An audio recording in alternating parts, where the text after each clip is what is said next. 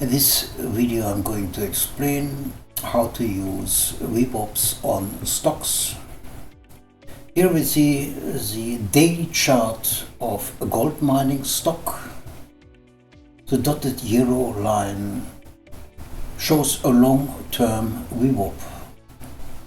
When the stock deviated too much from the VWAP line, a correction started. So after the start of this correction, I could anchor another VWAP. After it became apparent that this correction could have been ended, another VWAP was anchored. Now we see a pinch between those VWAPs.